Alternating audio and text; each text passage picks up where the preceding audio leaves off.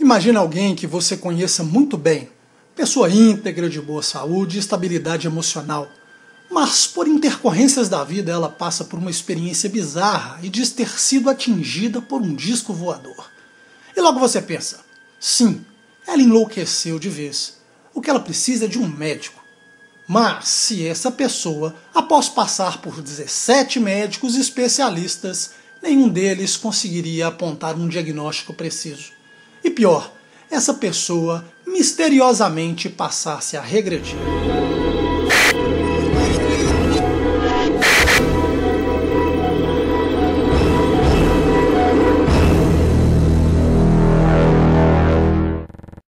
Tudo aconteceu no dia 3 de abril de 1976, na cidade de Quixadá, no Ceará, por volta das 4h30 da madrugada, quando militares do tiro de guerra estavam ao ar livre, concentrados em uma sessão de educação física.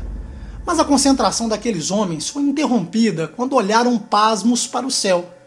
Ali estava um grande objeto voador em forma de disco, silencioso, a poucos metros de altitude e que emitia uma intensa luz. Acostumados com invenções militares, os cadetes pensaram tratar-se de algum tipo de aparelho militar para realizar testes e pesquisas na região. Em outro ponto da cidade, no mesmo dia e no mesmo horário, lá estava Luiz Barroso Fernandes. Naquela madrugada, após despedir-se da esposa, montou em sua charrete e seguiu para o sítio que ficava a alguns quilômetros de Quixadá. O senhor Luiz Barroso percorreu alguns metros quando ouviu um zumbido semelhante ao de um enxame de abelhas. Ao olhar para trás, nada encontrou e continuou a viagem tranquilamente. Mas, repentinamente, um objeto voador de aproximadamente 3 metros de diâmetro. Assustado, Barroso puxou as rédeas e parou para observar o estranho aparelho que lentamente descia à sua frente. Curiosamente, o cavalo andou para trás, visivelmente assustado com a presença do objeto. E o animal tinha suas razões. O artefato emitiu um feixe de luz que o atingiu e ao seu dono, que imediatamente ficaram paralisados. Do OVNI abriu uma porta por onde saíram 2 pequenos seres. Um deles segurava um objeto semelhante a uma lanterna, com a qual apontou e disparou um feixe de luz que atingiu Luiz Barroso no rosto. De imediato, o senhor Barroso perdeu a consciência e, ao voltar-se a si, percebeu que estava distante do local onde havia parado a charrete. Sentia-se tonto, trêmulo e seu rosto ardia. Com dificuldade de respirar e dores de cabeça, o lado esquerdo de seu corpo estava todo avermelhado. A coisa era feia e o senhor Barroso mal conseguia colocar a sua charrete em movimento. Minutos depois foi socorrido por um vaqueiro que passava pela região e que o levou até sua casa, onde contou a sua história à sua mulher. Mas conseguia falar muito pouco.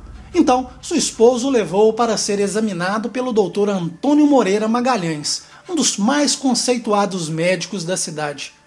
Muito embora fosse cético sobre a existência de discos voadores, o médico, após examiná-lo, considerou que algo de muito sério devia ter ocorrido com aquele homem, que era um homem de grande credibilidade.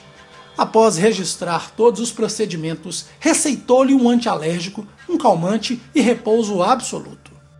Já em casa, Barroso continuou a passar muito mal, com dores constantes pelo corpo. Seu relato espalhou-se pela cidade e passou a receber visitas diárias. De alguma forma, as histórias sobre seu avistamento chegaram à capital, em Fortaleza, onde emissoras de rádio e jornais locais divulgaram um episódio. Com isso, ufólogos seguiram para a cidade a fim de averiguar os fatos. Os pesquisadores encontraram um Luiz Barroso preocupado, que tentava esquivar-se das entrevistas e de fotografias, pedindo a todos que esquecessem seu caso.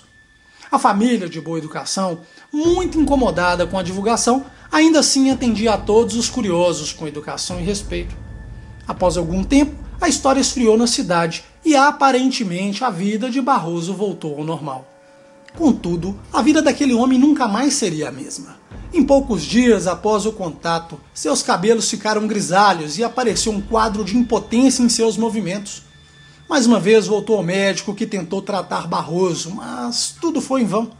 Nos dias seguintes, os sintomas aumentaram, surpreendendo o experiente médico, que encaminhou o paciente para a capital para realizar um tratamento melhor. O curioso é que na ficha de encaminhamento do prontuário estava escrito: o paciente foi sequestrado por um disco voador.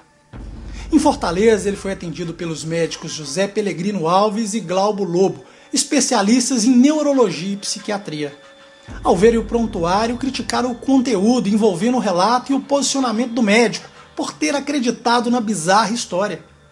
Esses médicos atribuíram imediatamente a um problema psiquiátrico comum. Mas as coisas não se deram dessa maneira.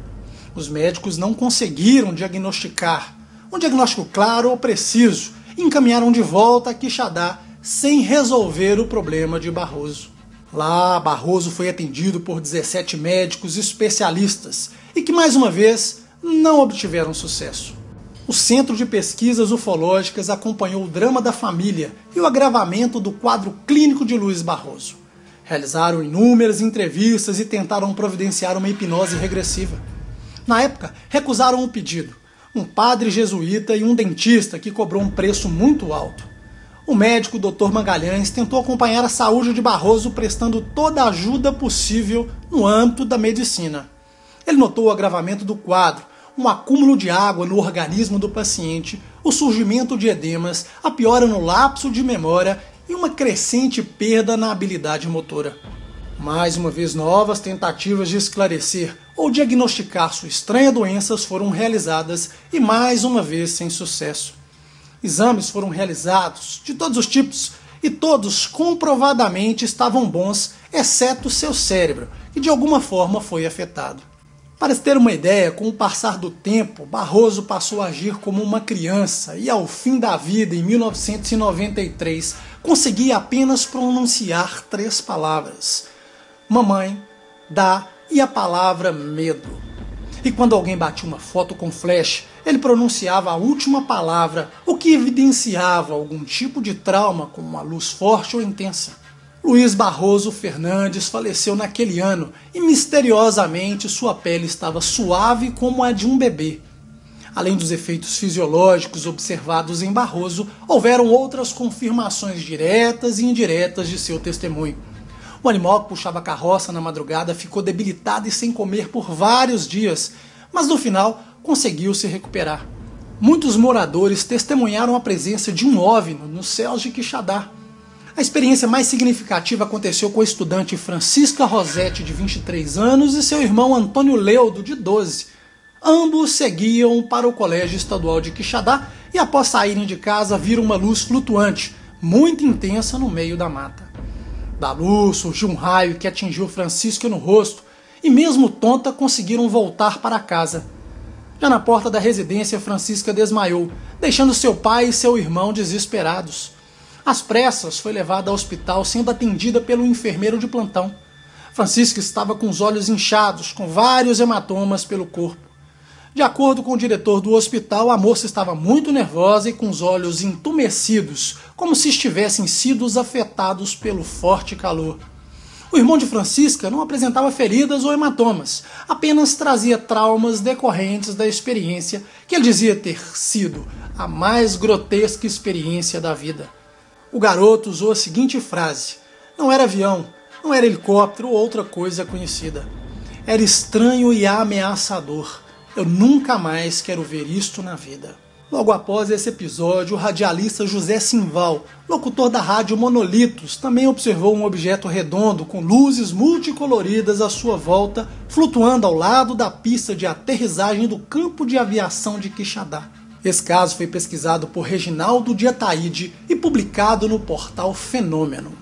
Vou deixar o link das entrevistas realizadas pelos 2 médicos e pelos 2 jornalistas que acompanharam o caso, mais a entrevista da testemunha, para vocês conferirem na íntegra e tirarem suas próprias conclusões.